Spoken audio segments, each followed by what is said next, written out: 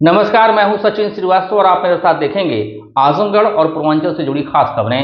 अगर हमारी खबर अच्छी लगे तो हमारे फेसबुक पेज एबीसी चैनल को फॉलो करें और यूट्यूब चैनल को सब्सक्राइब करें। खबर के प्रायोजक हैं साई इंटरनेशनल स्कूल, पूरा Pande, Bhaduli Bazar, Azamgarh. Admission open nursery to class 9 and 11। Aakash synchronization program with Sai international school. Admission open medical, engineering and foundation. GD Global School Kartalpur Bypass, Azamgarh. Admission open classes nursery to 9 and 11 free admission to nursery to class 5.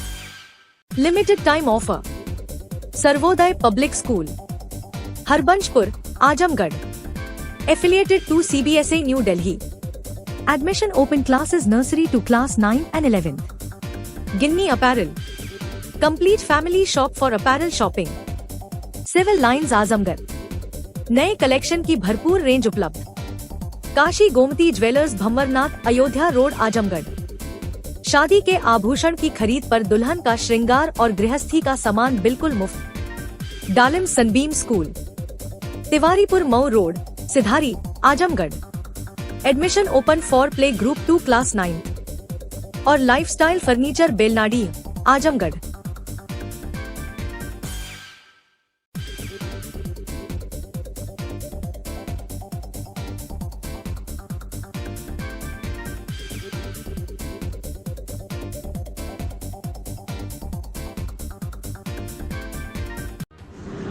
खबर आजमगढ़ से, जहां तरौलिया नगर पंचायत क्षेत्र के केसरी चौक पर बुधवार शाम भाजपा युवा मोर्चा के नेतृत्व में महिला आरक्षण बिल के समर्थन में प्रदर्शन किया गया।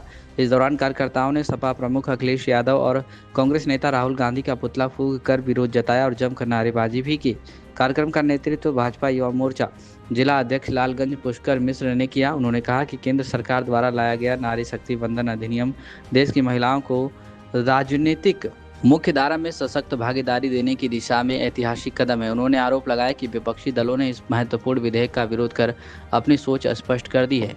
जिला कार्य समिति सदस्य चंद्रकला निषाद ने भी विपक्ष पर निशाना साधते हुए कहा कि महिला सशक्तिकरण के मुद्दे पर सपा और कांग्रेस का रुख दुर्भाग्यपूर्ण है, जिसके विरोध में यह प्रदर्शन किया गया है। प्रदर्शन के दौरान कार्यकर्ताओं ने आगामी चुनाव में विपक्ष को सबक सिखाने का संकल्प भी दोहराया। कार्यक्रम में रमेश सिंह, जयकिशन पांडे, धर्मेंद्र निषाद, वीरेंद्र निषाद, जयप्रकाश पांडे, राजेश सोनकर, रामाश्रय सोनकर, रिंकू देवी, तारा सोनकर, सुमन सोनकर, जयमूर्ति निषाद, दीपक सिंह और प्रेम सागर मोदनवाल सहित कई लोग मौजूद रहे।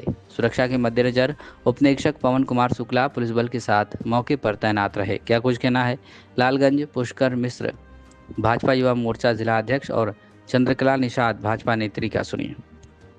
आज आप लोग पुतला फूके हैं, किसका पुतला फूके हैं और क्या था उसके बारे में? देखिए, देश के यशस्वी प्रधानमंत्री ने भारत की आधी आबादी को मुख्य धारा में लाने के लिए जिस प्रकार संसद में नारी शक्ति, नारी बंधन संशोधन अधिनियम को लागू करने के लिए जिस प्रकार से एक मुहिम चलाई थी और सभी राजनीतिक दलों से आग्रह किया था कि भारत की महिलाओं को राजनीतिक क्षेत्र के अलावा विभिन्न क्षेत्रों में मुख्य धारा में लाने के लिए इस बिल को पारित कराने में सहभागिता दें, लेकिन विपक्ष के नेता राहुल गांधी, अखिलेश यादव द्वारा जिस प्रकार से उस बिल का विरोध किया गया, वह उनकी मानसिकता को प्रदर्शित करता है। साथ ही साथ वह दिखाता है कि भारत की नारी के विरोध में किस प्रकार उन्होंने अपना मत दिया और किस प्रकार वो अगर किसी महिला का भी भला चाहते हैं तो अपने परिवार की महिलाओं का भला चाहते हैं। अगर राजनीति के मुख्य धारा में किसी को लाना चाहते हैं तो उनके परिवार की महिलाएं हो।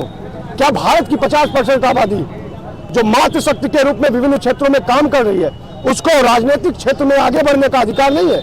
हमारे यशस्वी प्रधानमंत्री जी ने इस बिल के माध्यम से उनको मुख्य धारा में लाने का काम किया, लेकिन हमारे देश के दो मंदबुद्धि बालक राहुल गांधी, अखिलेश यादव इस मुहिम को रोकने के लिए ब्रेकर के रूप में जिस तरीके से काम किए, भारत की आधी आबादी आने वाले समय में उनको समझाने का प्रयास करेगी।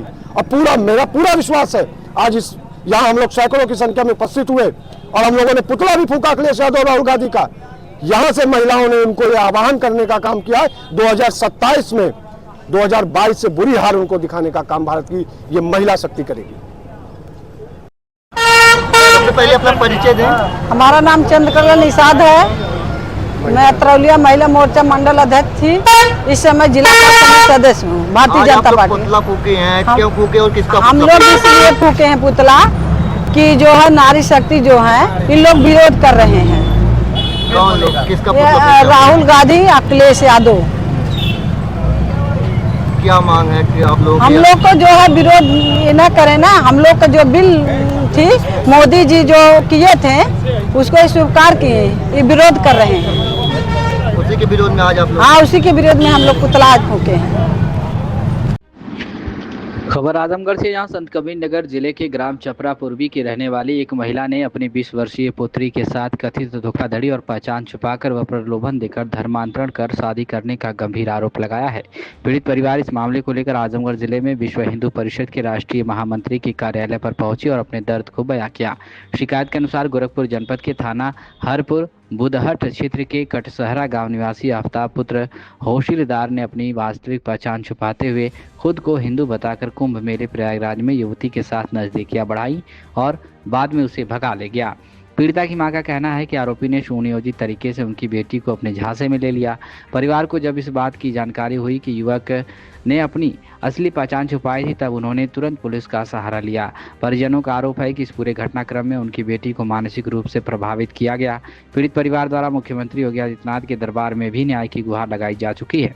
वहीं पीड़ित परिवार को जब यह जानकारी हुई कि हिंदुओं को जागरूक करने और उनकी आवाज़ उठाने वाले नेता श्याम सुंदर चौहान आजमगढ़ में मौजूद हैं और वह हिंदुओं की आवाज़ को उठाकर उनको न्याय दिलाने का काम करते हैं, तो वह परिवार आज विश्व हिंदू रक्षा परिषद के राष्ट्रीय महामंत्री श्याम सुंदर चौहान के कार्यालय पर पीड़ित परिवार न्याय की गुहार लेकर पहुंचा और उनको पूरी घटना से अवगत कराया।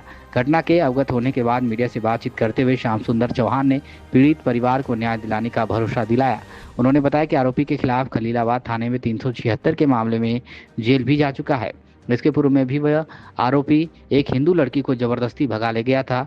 जेल से छूटने के बाद उसने दोबारा हिंदू लड़की को भला फुसला कर भगा ले गया। युवती की मां ने बताया कि युवक ने फोन पर जान से मारने की धमकी दी है। युवक ने अपने को बलरामपुर में अवैध धर्मांतरण का रैकेट चलाने के आरोप में जेल में बंद छांगुर बाबा गैंग का सक्रिय सदस्य बताया। फिलहाल परिवार को अपनी बेटी की सुरक्षित वापसी और न्याय का इंतजार है। क्या कुछ कहना है श्याम सुंदर चौहान, राष्ट्रीय महामंत्री, और युवती की मां का सुनिए। आज जो प्रेस वार्ता मुख्य रूप से मेरे आवास पर बुलाई गई है, हमारे संत कबीर नगर के रहने वाली पीड़िता हैं, जो इनकी बच्ची है प्रीति चौहान, पिछले 11 मार्च को गायब हो गई। जब इन लोगों को बाद में पता चला कि वो गायब नहीं हुई है, किसी के द्वारा भगा ले गया गया। जब इन लोगों ने जाके संबंधित अपने थाने में, संत कबीर नगर का जो थाना है इनका, वो धनघटा थाना, उस थाने में इन्होंने एक एप्लीकेशन दिया और उसमें एफआईआर दर्ज की गई। एफआईआर दर्ज होने के बाद वहाँ की पुलिस जो है कार्रवाई करते हुए लड़की को बरामद की। और जब लड़की बरामद होके आई तो वहाँ पर लड़की ने कहा कि मैं इससे शादी कर लिया हूँ, मैं इसी के साथ रहूँगी। उसके बाद वो लड़की जो कोर्ट में भी पेश हुई, कोर्ट ने उस लड़की की बालिग होने की स्थिति में, दशा में उसको बरी कर दिया, यह कहते हुए कि लड़की बालिग है, स्वेच्छा से ये अपना कहीं किसी जाति धर्म में शादी कर सकती है, रह सकती है। उसके बाद ये लोग जो है, जब उस जो लड़का भगा के ले गया था, बाद में जब उसका पता चला तो पता चला कि वो हिंदू नहीं है, वो मुस्लिम है। मुस्लिम जो बन के जो है हिंदू समाज के बहन बेटियों के साथ जो है लव जिहाद के रूप में, धर्मांतरण के रूप में वो जो है फंसाता है और आप उनको शादी का झांसा देके शादी करता है और फिर उनको अन्यंत्र कहीं ले आके या देह व्यापार में डाल देता है या तो उनको बेच देता है। इस प्रकार का वो घटना जो है कारित कर रहा है। तो मेरा जो प्रेस मीडिया बंधुओं से निवेदन है कि जो हमारे देश में इस प्रकार की घटना को कारित कर रहे हैं, जो इस प्रकार की घटना को अंजाम दे रहे हैं और हिंदू बहन बेटियों को सिर्फ टारगेट कर रहे हैं और अपने खुद स्वयं जो है एक मुस्लिम धर्म से लोग हैं या अन्य किसी धर्म से हैं, वो जो है अपना नाम जो है हिंदू व्यक्ति का नाम रख के हमारे हिंदू सनातन धर्म के बहन बेटियों को सिर्फ टारगेट कर रहे हैं और उनको देह व्यापार में, धर्मांतरण में काम में डाल के पैसा दोहन का काम कर रहे हैं। जो बाहर की कुछ शक्तियां हमारे देश के अंदर लगी हुई हैं और वो उनके माध्यम से अपना नेटवर्क फैलाए हुए हैं। बाद में इन्होंने मुझको अभी बताया है, जो पीड़िता हैं उनकी माता जो है, ये जो लड़की गायब हुई है प्रीति चौहान की माता जो है सितारा देवी ने, उन्होंने अपने अपने मुंह से मुझे बताया है कि वो जो लड़का एफआईआर दर्ज कराई उसका नाम है आफ्ताब सन ऑफ हौसलादार। ये इसका पता है पटसहरा हरपुर बुधहट थाना हरपुर बुधहट जिला गोरखपुर का निवासी है। यह सुनियोजित तरीके से इस प्रकार की घटनाएं को कारित कर रहा है और हमारे हिंदू धर्म के सनातन धर्म की बहन बेटियों को फंसाने का काम कर रहा है। तो अभी इन्होंने बताया कि जब इस प्रकार का एफआईआर दर्ज हुआ तो इनको फ़ोन किया, वो लड़का जो इनके लड़की को बहला फुसला के भगा ले गया, उसने फ़ोन करके ये बताया कि मैं छांगुड़ बाबा के गैंग का हूँ, तुम पता लगा लेना, अगर मेरे खिलाफ तुम कहीं भी इधर उधर जाओगी तो तुम्हारे पास एक लड़का है उसकी मैं हत्या करवा दूंगा। उससे यह डर के सहम के आज जो है शासन प्रशासन के पास भी गई, ये जो है मुख्यमंत्री दरबार में भी गई, वहाँ पर भी अपने शिकायती प्रार्थना पत्र को दिया, गोरखपुर में भी गई, फिर अपने संबंधित जिला के सक्षम अधिकारी जो पुलिस के उनके पास भी गई, लेकिन अभी तक इनको कोई न्याय नहीं मिल पाया है। उसके बाद ये मेरे पास आई हैं, मैं जो हमारे संगठन का इनको पता चला होगा कि विश्व हिंदू परिषद में मैं काम करता हूँ, तो वो संगठन के कुछ लोग थे जिनसे उन्होंने मिला, उन्होंने मेरा पता दिया तो मेरे पास आज आवास पे आई हैं। उसी संदर्भ में आप लोग के सामने मैं प्रेस वार्ता कर रहा हूँ और प्रेस वार्ता के माध्यम से मैं पूरे केंद्र सरकार तक, प्रदेश सरकार तक ये बतलाना चाहता हूँ कि इस प्रकार के समाज में जो भी व्यक्ति जो इस प्रकार का कारित कर रहे हैं, जो कि संज्ञेय अपराध कारित कर रहे हैं और हिंदू के बहन बेटियों को फंसा के अपने जाल में फंसा के, चाहे वो लव जिहाद के रूप में, चाहे धर्मांतरण के रूप में, चाहे वो लैंड जिहाद के रूप में जो काम कर रहे हैं, ऐसे लोगों के ऊपर सख्त से सख्त कार्रवाई करके उनको जेल भेजने का काम किया जाए ताकि आगे आने वाले समय में इस प्रकार से हमारी बहन बेटियों का बचाव हो सके। तो जेल में है तो क्या उसका गिरोह काम कर रहा है अभी? बिल्कुल काम कर रहा है। अगर काम नहीं करता तो वह व्यक्ति स्वयं अपने जुबान से, अपने मुंह से बोल रहा है, पीड़िता के से बार बार कह रहा है, फोन पर टेलीफोनिक वार्ता करता है और बार बार धमकी दे रहा है कि मैं छांगुड़ बाबा के गैंग का हूँ, तुम मेरा कुछ नहीं बिगाड़ पाओगी और ज्यादा कुछ बोलोगी तो तुम्हारे परिवार के एक एक लोगों को मार दिया जाएगा। देखिए 2025 के माघ मेले में जिस दिन मकर संक्रांति का दिन था, उस दिन वो किसी के माध्यम से इनके गांव में एक 4 व्हीलर पिकअप लेके आया हुआ था और उस गाड़ी के माध्यम से ये लोग प्रयागराज स्नान करने के लिए गए थे और उसी जगह जो है इनके लड़की से साथ में थी तो मुलाकात हुई और वहीं से वो संपर्क नंबर कोई लिया था और तभी से लेके आज तक इनसे कांटेक्ट में रहा। लेकिन इन लड़की की जो माँ है, जो हमारे बगल में बैठी हुई है, इनको न उस समय पता चल पाया न इस समय तक पता था भागने से पहले तक कि हमारी लड़की भी किसी से बातचीत करती है।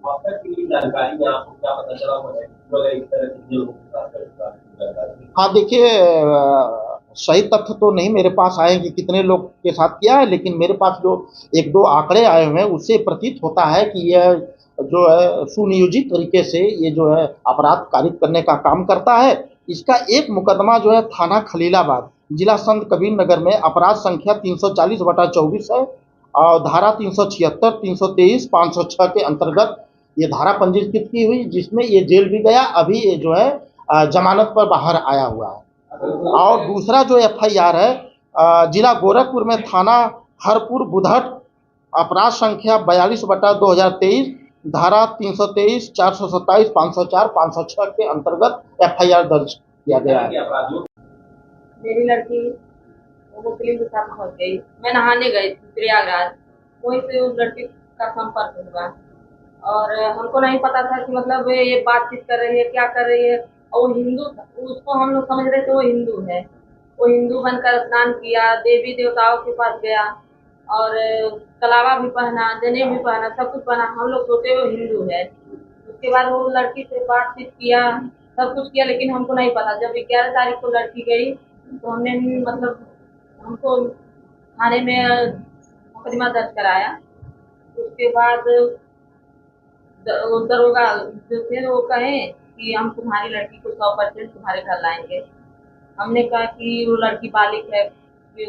दरोगा बोले कि नहीं, हम बयान नहीं करवाएंगे लड़की का, 2-3 दिन के बाद हम बयान करवाएंगे। उसके बाद लड़की को लाए फिर थाने में, तुरंत लाए, तुरंत बयान करवा दिए। तो लड़की बोली कि हम नहीं रहेंगे इसके, अपनी मम्मी के पास नहीं रहेंगे, हम उसके पास रहेंगे। दरोगा बोले कि जब लड़की तुम्हारी ये बोल रही है तो उसके हवाले कर दो, और लड़का कुछ गिरफ्तार नहीं किए। वो बोले कि जब लड़की तुम्हारी बयान दे रही है तो लड़के को क्यों गिरफ्तार करें, और तुम्हारी लड़की बालिग है और उसको भेज दिए। उसके बाद हम फिर गए वहाँ जनता दरबार में गोरखपुर, वहाँ पे गए, वहाँ पे कोई सुनवाई नहीं हुई। योगी जी के यहाँ गए? योगी जी के यहाँ गई, उसके बाद वहाँ सुनवाई नहीं हुई। फिर हम लखनऊ गए, वहाँ भी जनता दरबार में योगी के पास गए, वहाँ से भी कोई कार्रवाई नहीं हुई। उसके बाद फिर मैं डीआईजी के पास गई, वहाँ से भी कोई कार्रवाई नहीं हुई। सब कुछ फिर गंगाटा थाने में आई, वहाँ सीओ बोले जब तुम्हारी लड़की बालिग है, हम तुम्हारी लड़की को कुछ नहीं करेंगे, तो दुनिया की कोई ताकत भी नहीं ला सकती तुम्हारी बेटी को। हम वहाँ से भी चले आए, कोई भी सुनवाई नहीं हुई। उसके बाद हम यहाँ पर आए हैं। क्या चाहती हैं? मैं यही चाहती हूँ कि मेरी लड़की यहाँ हमारे पास आ जाए और उस अपराधी को सजा मिले, जेल जाए और उसको सजा मिले।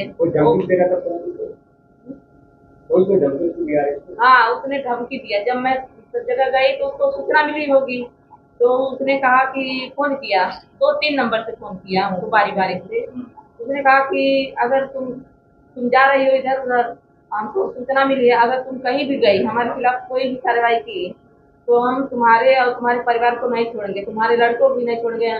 मैं जानता हूँ कहाँ वो रहता है, और तुम कहीं भी गए। मैं छांगुर गैंग का आदमी हूँ, हमको कुछ नहीं पता कि छांगुर कौन है, लेकिन उसने छांगुर का नाम लिया, तो हमने कहा कि हम करेंगे कार्रवाई, तुम मेरी लड़की को वापस दो। कहा कि नहीं, हम लड़की को भी वापस नहीं देंगे, हम ऐसा करोगे तो हम लड़कों को भी बेच देंगे, कुछ भी कर लो, हमारा पता नहीं पाओगे कहाँ हम हैं। लड़की अभी लड़के के साथ ही है? लड़की अभी उसी के कब्जे में है। अभी नहीं, कुछ कोई हमको नहीं पता है कि लड़की कहाँ है, वो कहाँ है, लेकर हमको कुछ नहीं पता है। हाँ। खबर आजमगढ़ से, जहां उत्तर प्रदेश सरकार के कैबिनेट मंत्री व सुभाषपा के राष्ट्रीय अध्यक्ष ओम प्रकाश राजभर ने अतरौलिया स्थित निरीक्षण भवन में आयोजित एक प्रेस वार्ता में विपक्षी दलों पर जमकर निशाना साधा। उन्होंने राज्य की राजनीति, महिला आरक्षण और प्रशासनिक मुद्दों पर खुलकर अपनी बात रखते हुए विपक्ष के आरोपों को सिरे से खारिज किया। प्रेस वार्ता के दौरान मंत्री राजभर ने समाजवादी पार्टी और कांग्रेस पर हमला बोलते हुए कहा कि महिला आरक्षण जैसे महत्वपूर्ण मुद्दे पर विपक्ष की भूमिका संदिग्ध रही है। उन्होंने तीखी टिप्पणी करते हुए कहा कि जो लोग अपने घर की महिलाओं की सुरक्षा नहीं कर सके, वे देश की महिलाओं की सुरक्षा की बात कैसे कर सकते हैं। उन्होंने आरोप लगाया कि महिला आरक्षण बिल के समय विपक्ष ने दोहरा रवैया अपनाया और इसका विरोध भी किया। सरकार के भीतर प्रशासनिक खींचतान के आरोपों को खारिज करते हुए मंत्री ने स्पष्ट किया कि यह केवल एक सामान्य प्रशासनिक प्रक्रिया है। उन्होंने कहा कि अधिकारियों का हस्तांतरण तय नियमों के अनुसार होता है और इसमें किसी प्रकार का खींचातान नहीं है। साथ ही पूर्ववर्ती सरकारों पर भी निशाना साधते हुए उन्होंने कहा कि उनके समय में तबादला पोस्टिंग धंधा बन गया था। वहीं कानून व्यवस्था के मुद्दे पर भी मंत्री ने विपक्ष को घेरा।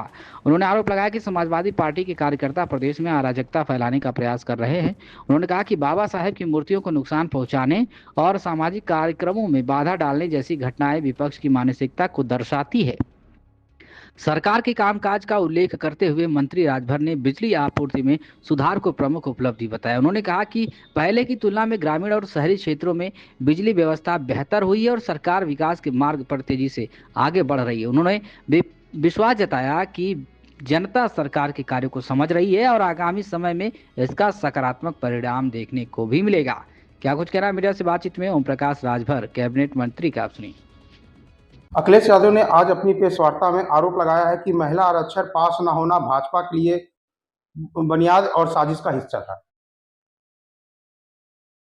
जब वो अपनी पत्नी की सुरक्षा नहीं कर पाए, मौलाना ने जब टिप्पणी किया, भद्र टिप्पणी किया, तो वो मौलाना के साथ खड़े हो गए। जो अपनी पत्नी का नहीं हुआ, वो देश की महिलाओं के साथ क्या हो सकता है।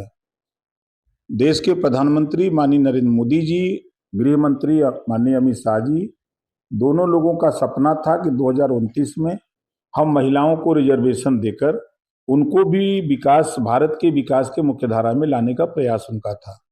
और सदन के अंदर तो खूब लच्छेदार भाषण दिए कि हम महिला बिल के समर्थन में हैं, महिलाओं को आरक्षण मिलना चाहिए। जब महिला बिल पास होने के लिए जब वोटिंग हुआ, तो ये समाजवादी पार्टी, कांग्रेस गठबंधन के लोग ये फिर विरोध में उठ दिए और आज अपनी जीत बता रहे हैं। इनका खामियाजा मिलेगा जब चुनाव आएगा ना, तब इनको समझ में आएगा कि ये क्या हो रहा है।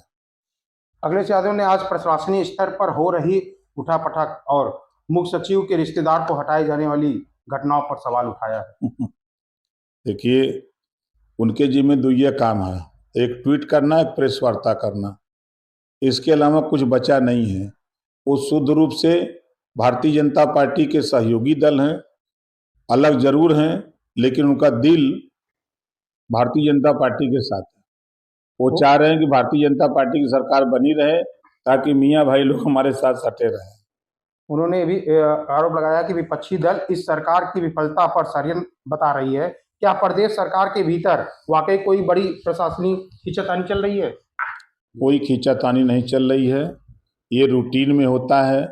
जो डीएम और एसपी लंबे समय तक जिस जिले में रहते हैं, फिर उनको दूसरे जिले में भेजा जाता है, दूसरे जिले को फिर काम दूसरा दिया जाता है। ये रूटीन में होता रहता है।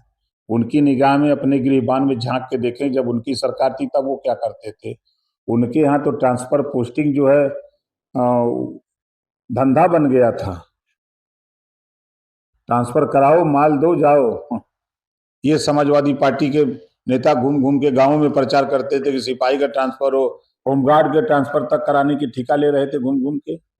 उन्होंने भी कहा है कि जो सरकारी तंत्र की कार्यप्रणाली पर सवाल उठाया है, क्या ये सिर्फ राजनीतिक आरोप मानकर आप खारिज करेंगे कि इस पे कोई ठोस स्पष्टीकरण आप? देखिए, वो जो आरोप लगा रहे हैं उनका आरोप बेबुनियाद है। जब उनकी सरकार थी तो अभी सरकार की बात करें, अभी बीजेपी की सरकार है और समाजवादी पार्टी के गुंडे आज भी गुंडई कर रहे हैं। कहीं बाबा साहब की मूर्ति तोड़ रहे हैं, तो कहीं प्रजापति की बारात जा रही है तो मार के बारातियों को लौटा दे रहे हैं, तो कहीं भगवत साहब को घेर दे रहे हैं, तो कहीं राजभर जी को पीट दे रहे हैं। ये समाजवादी पार्टी के गुंडे गाना गा रहे हैं इस समय। तो आवेद सरकार सटा के कट्टा उठा ले रे, ये गाना गा रहे हैं। अखिलेश यादव लगातार पीडीए के एजेंडा को आगे बढ़ा रहे हैं और आज की प्रेस वार्ता में उन्होंने जनता की बढ़ती पीड़ा भी जिक्र किया है। गठबंधन के साथी और मंत्री के तौर पर आप क्या कहना चाहते हैं? देखिए, जिस पीडीए की वो बात कर रहे हैं, वो एक गाना गाया था कि लेकर नाम नसीबों का चूसा खून गरीबों का। तो ये लेकर नाम पीडीए का ये खून चूस रहे हैं, अति पिछड़ों का, मुसलमानों का, दलितों का, सामान्य वर्ग का, सबका ये खून चूस रहे हैं। ये पीडीए की परिभाषा अभी तक इनकी सही नहीं निकल पाई। अभी तो 8 दिन पहले शुरू किए कि ऐसे आधी आबादी हो गई है। अब अगड़ा भुला गए, अल्पसंख्यक भुला गए। अब पीडीए का असली फार्मूला है कि उनके परिवार में अभी 5 गो सांसद हैं और बढ़ाना चाहते हैं। परिवार डेवलपमेंट अथॉरिटी लागू करना चाहते हैं। गुमराह कर रहे हैं पीडीए के नाम पर। 5 साल वो सत्ता में थे खुद अखिलेश जी। 5 साल में अपनी जाति को बढ़ाया उन्होंने। किसी नाई को बता दें, किसी गुण को बता दें, किसी प्रजापति को बता दें, किसी विश्वकर्मा को बता दें, किसी राजभर को बता दें, किसी चौरसिया को बता दें, जायसवाल को बता दें, गुप्ता को बता दें, किसी सोनकर को बता दें, निषाद बिंद केवट मल्ला माझी मजवार तुरा तुरैया को बता दें, जुल्हा दुनिया अंसारी साईं दर्जी फकीर, किसी को बता दें जिसको बढ़ाने का काम ये किए हों। आखिरी सवाल ये है, वो अपने आज प्रेस वार्ता में कहा कि 300 यूनिट ही देने की बात करें। देखिए, जब उनकी सरकार थी, वो खुद 5 साल मुख्यमंत्री थे, तब गांव में 5 से 6 घंटा बिजली मिलती थी। शहरों में 8 से 10 घंटा बिजली मिल पाती थी। 4 जिले ऐसे थे, रामपुर, आजम खां जी का जिला, मैनपुरी, सैफई और इटावा जो उनका जिला है, वहाँ 24 घंटे बिजली रहती थी। लेकिन ग्रामीण इलाके में उत्तर प्रदेश में 5 से 6 घंटे बिजली रहती थी। और जब उनके राज्य में ट्रांसफार्मर जलते थे तो गांव के लोग चंदा लगा करके पैसा जुटाते थे, तब फीडर पर जाते थे तो पैसा देते थे, तब ट्रांसफार्मर आता था। आज की सरकार में 24 घंटे के अंदर ट्रांसफार्मर लग जा रहे हैं। क्षमता अगर बढ़ाना है तो क्षमता बढ़ जा रही है। और बिजली ग्रामीण इलाके में सरकार ने तय किया 18 घंटा देने के लिए 16 घंटा 17 घंटा बिजली आ रही है ग्रामीण इलाके में। तहसीलों पर 20 घंटा 21 घंटा बिजली जा रही है। शहरों में 24 घंटा बिजली जा रही है। तो ये घबराए हुए हैं, सत्ता के लालच में ये कुछ भी बोल जा रहे हैं कि हमको कैसे देश की जनता, प्रदेश की जनता हमको वोट दे दे, हम जल्दी मुख्यमंत्री बन करके अपनी बिरादरी को हम आगे ले जाएं, हमारी बिरादरी के लोग पीटना शुरू करे, जो प्रदेश की जनता में जो बहुत बोल रही है जनता, उसको पीटे, उनको मारे, गुंडागर्दी करे, लूटपाट करे, थाने पर 420 करे, दलाली करें, उनके लोग इसके लिए परेशान हैं। देश में चल रहे राजनीतिक माहौल के बीच सोशल मीडिया की स्वतंत्रता को लेकर एक नया विवाद सामने आया है। समाजवादी पार्टी के नेता सुनील कुमार यादव ने बुधवार को पार्टी कार्यालय में प्रेस कॉन्फ्रेंस कर गंभीर आरोप लगाए कि उनकी आवाज को दबाने के उद्देश्य से उनका सोशल मीडिया पेज पहले सस्पेंड और फिर बिना किसी सुनवाई के डीएक्टिवेट कर दिया गया। प्रेस वार्ता में उन्होंने कहा कि यह मामला केवल उनके व्यक्तिगत अकाउंट का नहीं बल्कि लोकतंत्र और अभिव्यक्ति की आज़ादी से जुड़ा हुआ है। उन्होंने जोर देकर कहा कि लोकतंत्र में विपक्ष की भूमिका उतनी ही महत्वपूर्ण है जितनी एक छात्र के लिए सवाल पूछना। सरकार की नीतियों पर सवाल उठाना विपक्ष का कर्तव्य है और इससे लोकतंत्र मजबूत होता है। यादव ने बताया कि उनके सोशल मीडिया पेज पर पिछले 1 साल में 1 लाख से अधिक फॉलोअर्स जुड़े थे। हाल ही में उन्होंने कुछ राजनीतिक और सामाजिक मुद्दों पर पोस्ट साझा किए, जिसके बाद अचानक उनका अकाउंट सस्पेंड कर दिया गया और 24 घंटे के भीतर बिना स्पष्ट कारण के डीएक्टिवेट भी कर दिया गया। उन्होंने दावा किया है कि उनके पोस्ट में कहीं भी ऐसी सामग्री नहीं थी जो प्लेटफॉर्म की नीतियों का उल्लंघन करती हो। उन्होंने कहा कि उन्होंने केवल सरकार की नीतियों, मीडिया की भूमिका और कुछ घटनाओं पर सवाल उठाए थे। साथ ही हिंसा के खिलाफ लोगों से संवैधानिक तरीकों को अपनाने की भी अपील की थी। सपा नेता ने आरोप लगाया कि उनके अकाउंट के खिलाफ संगठित तरीकों से रिपोर्टिंग कराई गई। उन्होंने बिना किसी का नाम लिए संकेत दिया कि यह किसी आईटी सेल की रणनीति हो सकती है। हालांकि उन्होंने किसी विशेष व्यक्ति या संस्था पर सीधे आरोप लगाने से परहेज किया। मीडिया से अपील करते हुए उन्होंने कहा कि केवल सत्ता पक्ष ही नहीं बल्कि विपक्ष की आवाज़ को भी बराबरी से जनता तक पहुँचाना जरूरी है। उन्होंने चेतावनी दी कि यदि मीडिया एक तरफा हो जाती है तो लोकतंत्र कमजोर पड़ सकता है। इस दौरान ओम प्रकाश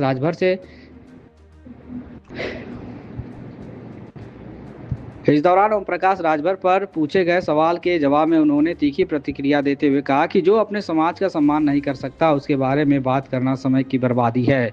उन्होंने स्पष्ट किया कि वह हर परिस्थिति में अपनी आवाज़ उठाते रहेंगे, चाहे कितनी भी बाधाएं क्यों ना आए।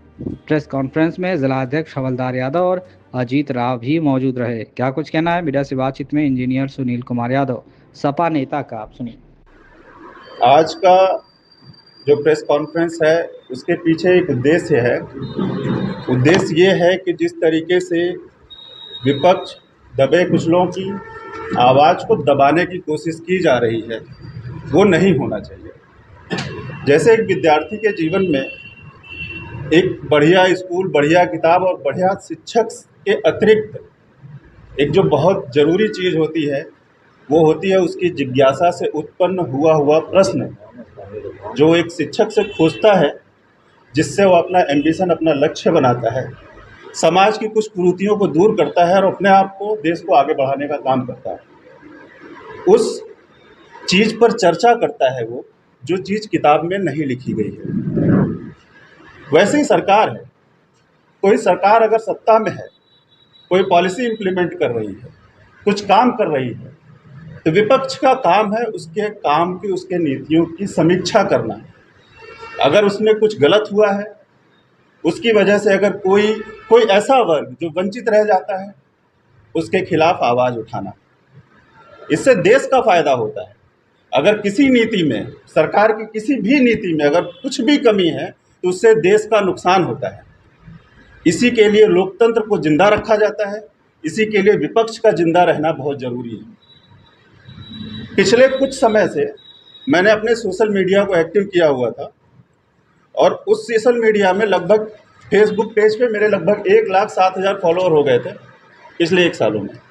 ये गेन करना, फॉलोअर का नंबर बताना मेरी कोई मंशा नहीं है। इस पर मैंने कुछ पोस्ट किया पिछले कुछ समय में और उसकी वजह से मेरा फेसबुक पेज सस्पेंड कर दिया गया। उस पर मैंने अपना रिव्यू फाइल किया। रिव्यू फाइल करने के बाद अगले दिन उसको डीएक्टिवेट भी कर दिया जाता है। मैं 1 बाय 1 आपके सामने वो सारे पोस्ट को जिक्र करता हूं जो मैंने पोस्ट किया था पिछले कुछ दिनों में। ये वो, मैं आपको कॉपी भी दे दूंगा, सॉफ्ट कॉपी दे दूंगा। ये वो नोटिफिकेशन है जिसमें मुझे मिला था कि आपका फेसबुक पेज सस्पेंड कर दिया जाता है। इसके 24 घंटे बाद बिना किसी सुनवाई के मेरा फेसबुक पेज डीएक्टिवेट भी कर दिया जाता है अगले ही दिन। क्यों हुआ होगा ये मैं आपके ऊपर और आपके व्यूवर्स के ऊपर, जनता के ऊपर छोड़ता हूँ। इस पे कंटेंट क्या लिखा था मैं आपको वन बाय वन पढ़ के बताता हूँ। BBC न्यूज़ हिंदी का एक आर्टिकल निकला था, इस्लामाबाद में अमेरिका और ईरान के बीच चल रही वार्ता का दूसरा दौर शुरू हुआ है। ये BBC न्यूज़ हिंदी का है। मैं फिर से पढ़ता हूँ, इस्लामाबाद में अमेरिका और ईरान के बीच चल रही वार्ता का दूसरा दौर शुरू हुआ है। वार्ता के इस चरण में दोनों पक्षों द्वारा प्रस्तुत मांगों की तकनीकी पहलुओं पर जांच की जाएगी। मैंने इसका स्क्रीनशॉट लिया और अपने फेसबुक पे पोस्ट किया। पोस्ट में मैंने क्या लिखा है, लेकिन युद्ध रुकवाने का ठेका तो विश्व शीर्ष जुमलाधिपति झांसाराम के पास था। 56 इंच का सीना भी जुमला निकला। दरअसल चौथी पास अनपढ़ राजा का सीना मात्र 4 इंच का है और जिगरा चवन्नी जितना, एकदम मुर्गी जैसा। इसमें मैंने किसका नाम लिया है? कोई अपने ऊपर ले ले तो उससे समझदार कोई नहीं है भैया। यानी आपका सीना सच में 4 इंच का ही था। श्री योगी आदित्यनाथ जी का एक पोस्ट जिसमें उन्होंने स्पीच देते हुए लिखा था, माफिया मिट्टी में मिल चुके हैं, फिर भी कोई माफिया बनने का प्रयास करेगा तो मिट्टी में मिलने की तैयारी भी कर ले। इस पर मैंने रिप्लाई करते हुए उनको कमेंट में लिखा था कि सिर्फ माफियाओं को नहीं, कुंभ में लापता लोगों को और कोडिंग सिर्फ में मारे गए बेगुनाहों और मासूमों को भी मिट्टी में मिलाने का काम आप ही की व्यवस्था में हुआ है।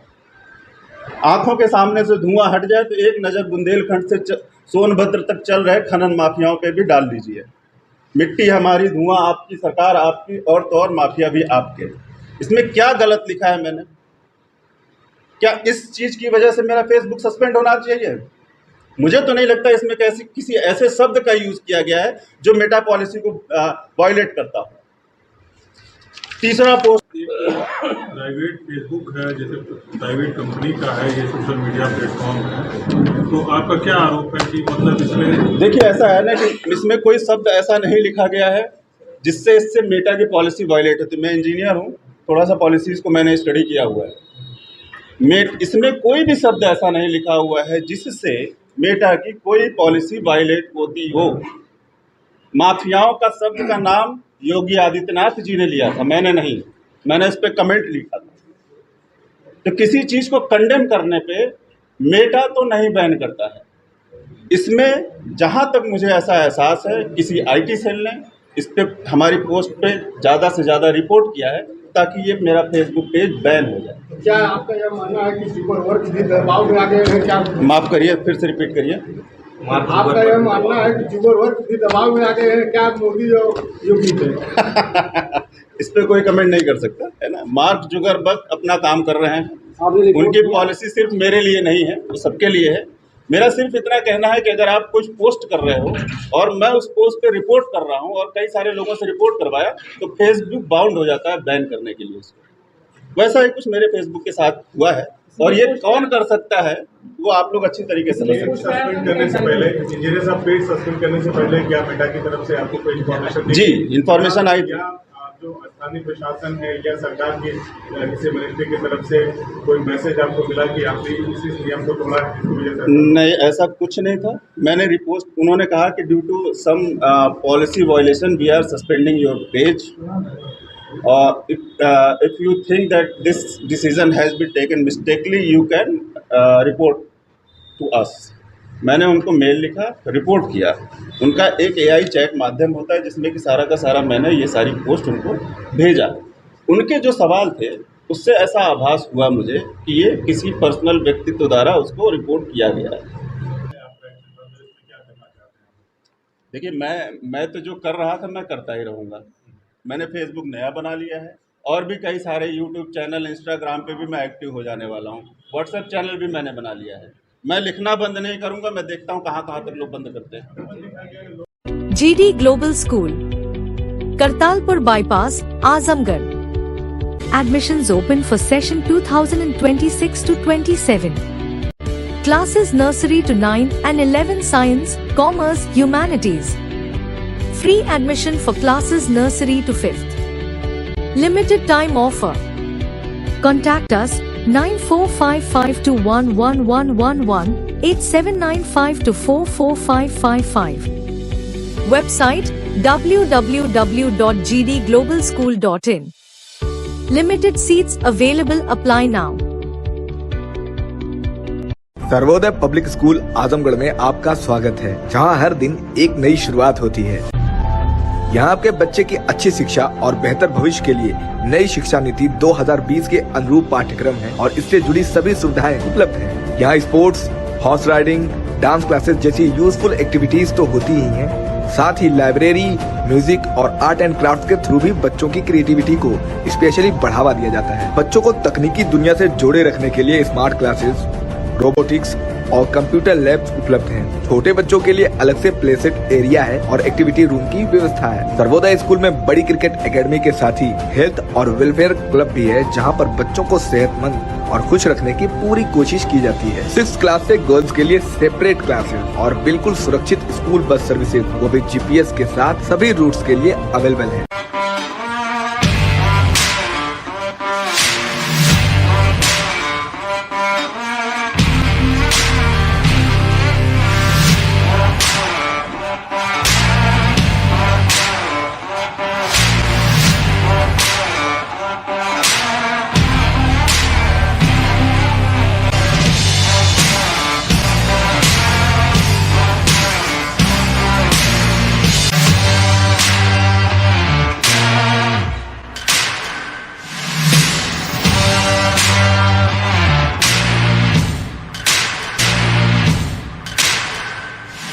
साई इंटरनेशनल स्कूल, जहां हर दिन एक नई शिक्षा की शुरुआत है। Modern education system, smart classrooms, expert teachers और एक ऐसा एनवायरनमेंट जहां हर बच्चा अपने सपने सच करता है। पढ़ाई के साथ साथ स्पोर्ट्स, आर्ट और एक्स्ट्रा एक्टिविटीज। आजमगढ़ का बेस्ट इंग्लिश मीडियम स्कूल, जहां हर बच्चे को मिलता है परफेक्ट एजुकेशन। एडमिशन ओपन, आज ही जुड़े साई इंटरनेशनल स्कूल से, जहां हर कल नई उम्मीद के साथ रोशन होता है।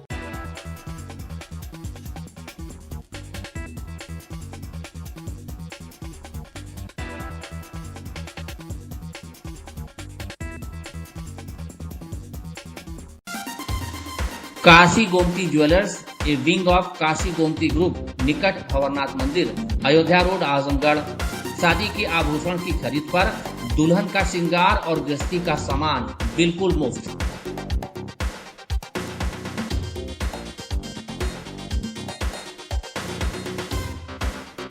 गोल्ड, डायमंड और सिल्वर की ज्वेलरी का विशाल संग्रह, शुद्धता की 100% गारंटी।